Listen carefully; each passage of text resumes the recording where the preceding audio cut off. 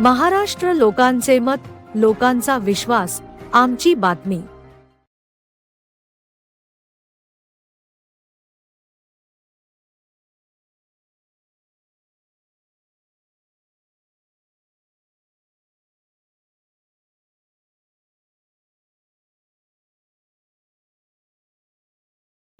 क्या संदेश देंगे, क्या मैसेज देंगे सर? शहर में महानगर पालिका चुनाव चल रहा है। आज भूमिपुत्र जनपार्टी आणि आम्ही भारताचे लोक संयुक्त विद्यमाने पत्रकार परिषद घेण्यात आली। या पत्रकार परिषदेचा उद्देश हाच आहे की महाराष्ट्रामध्ये महानगरपालिकेच्या निवडणुकीच्या निमित्ताने जे सत्ताधाऱ्यांचं धाकधडकशाही सामदाम दंडभेद वापरून मुंबईसारख्या शहरामध्ये 68 उमेदवार बिनविरोध निवडून आणतायत, हे लोकशाहीला फार घातक आहे।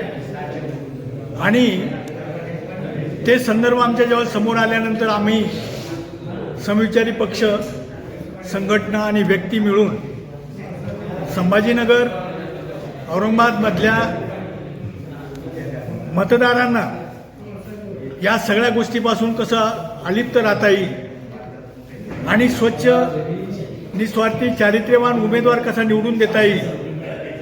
आम्ही त्यांना म्हणणार नाही की तुम्ही याला मतदान करा म्हणून, परंतु ज्या ज्या वार्डामध्ये उमेदवार उभे आहेत त्यांना त्या वार्डातल्या जनतेला माहीत आहे ते उमेदवार तो चारित्र्यवान आहे किंवा नाही, त्यांचं भूतकाळातलं वर्तन कसं आहे हे सुद्धा त्या वार्डातल्या जनतेला मतदारांना माहीत आहे।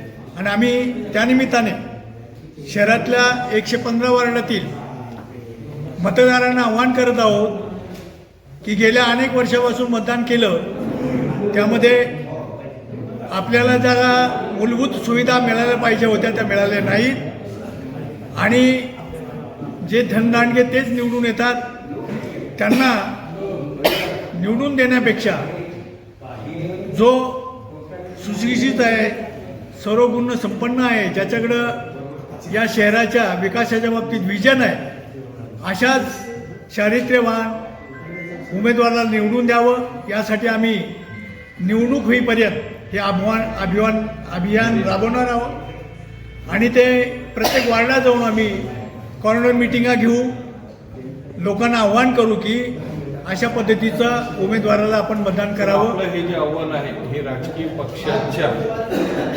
जाहीरनाम्यासारखं फक्त निवडणुकीपुरतंच मर्यादित राहणार, पुढे चालू राहणार। आम्ही जे आज पत्रकार परिषदे घेऊन आव्हान केलेलं आहे ते फक्त नुसत्या महानगरपालिकेपुरतं राहणार नाही।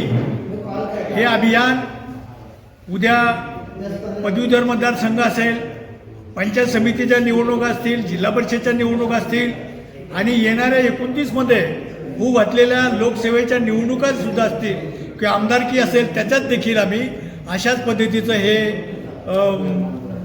अभियान चालू ठेवणार आहोत आणि त्यामध्ये जे लोक आम्हाला सहभागी होतील त्यांना आम्ही सहभागी करण्याचा प्रयत्न निश्चित करणार आहोत। धन्यवाद।